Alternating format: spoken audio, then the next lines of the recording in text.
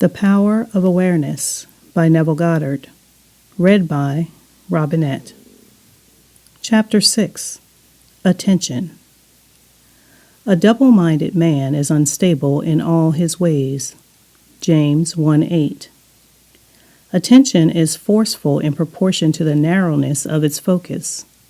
That is, when it is obsessed with a single idea or sensation. It is steadied and powerfully focused only by such an adjustment of the mind as permits you to see one thing only. For you steady the attention and increase its power by confining it. The desire which realizes itself is always a desire upon which attention is exclusively concentrated. For an idea is endowed with power only in proportion to the degree of attention fixed on it. Concentrated observation is the attentive attitude directed from some specific end. The attentive attitude involves selection, for when you pay attention, it signifies that you have decided to focus your attention on one object or state rather than on another. Therefore, when you know what you want, you must deliberately focus your attention on the feeling of your wish fulfilled until that feeling fills the mind and crowds all other ideas out of consciousness.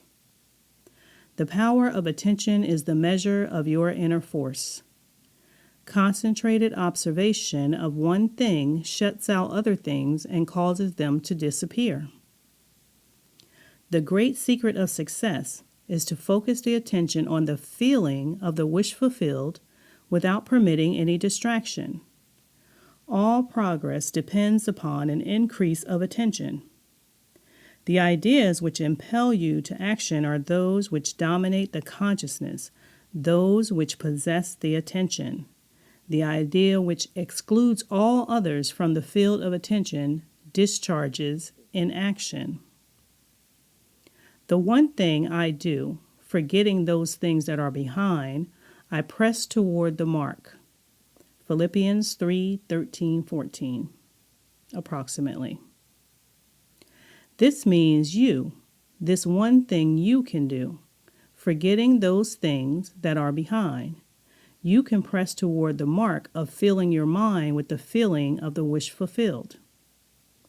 To the unenlightened man, this will seem to be all fantasy, yet all progress comes from those who do not take the accepted view, nor accept the world as it is.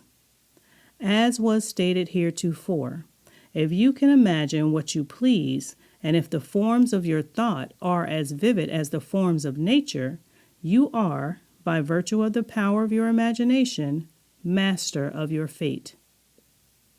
Again, as was stated heretofore, if you can imagine what you please, and if the forms of your thought are as vivid as the forms of nature, you are, by virtue of the power of your imagination, master of your fate.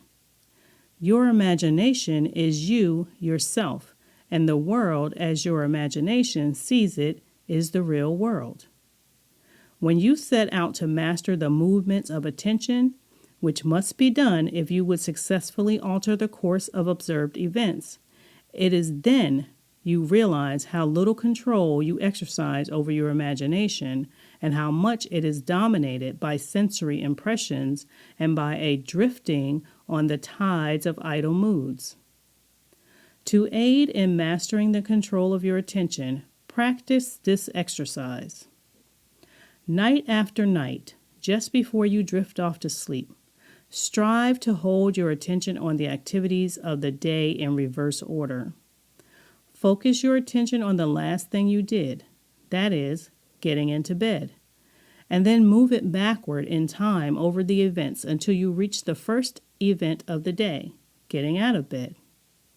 This is no easy exercise, but just as specific exercises greatly help in developing specific muscles, this will greatly help in developing the muscle of your attention.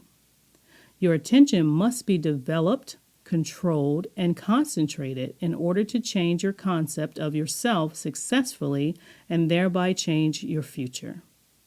Imagination is able to do anything, but only according to the internal direction of your attention.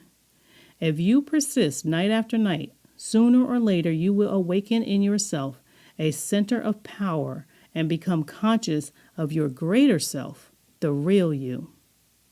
Attention is developed by repeated exercise or habit to the deep of life. You will walk in the assumption of the wish fulfilled as on a foundation more solid even than earth.